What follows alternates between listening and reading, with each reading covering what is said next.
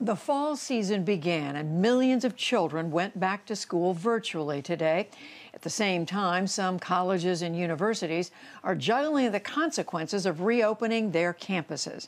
Meanwhile, chief executives of 9 drug companies pledged not to seek approval of a vaccine before safety and efficacy had been clearly established in clinical trials. All this came in response to concerns over the public trust. This afternoon, I spoke with Dr. Anthony Fauci of the National Institutes of Health. It was for a special forum for the group Research America. Here's some of our conversation, and we began with concerns around schooling. Dr. Fauci, as you know, this is on the mind of so many families, students returning to school. People are worried about their children, and I want to start by asking you about colleges because there's been a lot of focus on those. You advised last week that schools not send students back home if they test positive. What are you concerned about with colleges? Why did you make that recommendation? Well, Judy, I made that recommendation because when you bring in college and university students in, if they get infected, you really should try as best as you can have to have a capability, a facility to sequester them from the rest of the student body so they don't infect other students.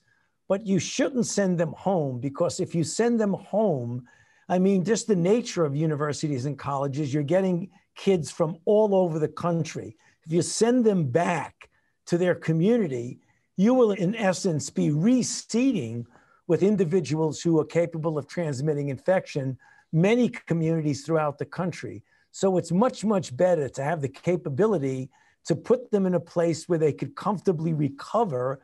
Hopefully that could be a floor of a dorm, or as some colleges are doing, an entire dorm that's dedicated to people who you want to segregate from the rest of the student body. The idea that we're going to have a vaccine by November 3rd, how realistic? Well, I think that's unlikely. I mean, the only way you can see that scenario come true is if that there are so many infections in the clinical trial sites that you get an efficacy answer sooner than you would have projected. Like I said, it's not impossible, Judy, but it's unlikely that we'll have a definitive answer at that time, more likely by the end of the year. We know with regard to the public's confidence in the vaccine, Dr. Fauci, polls are showing that perhaps a third of Americans are not confident enough, and they're saying they're not going to take the vaccine at first. That's a pretty high percentage. At what point does this become a problem? Well, I think it already is a looming problem. And one of the ways that we can mitigate against that, Judy, is by being very transparent in our outreach to the community about what the data are, what they show, and what criteria that we're using in order to make a decision about the vaccine being safe and effective and making it available.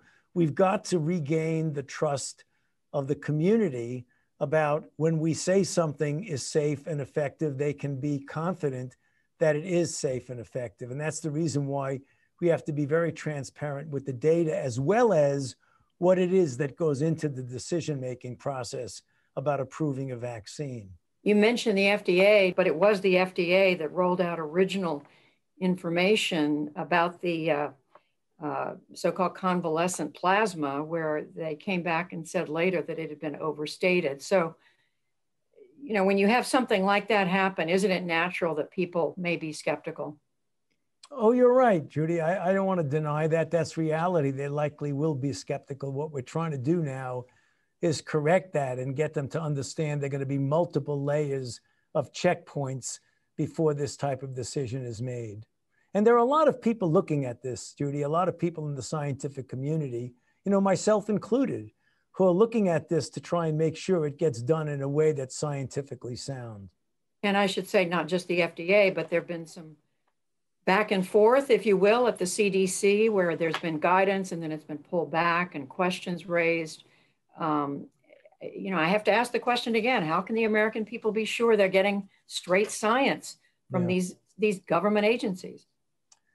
Again, it's not going to be easy given what's gone on before. We just have to keep being quite transparent. I have been, right from the beginning, always quite clear in how I feel about the importance of the integrity of the science and the integrity of the decision-making process. And I and many of my scientific colleagues will continue to be very vigilant about that. Dr. Fauci, thank you so much. Thank you, Judy. Good to be with you as always.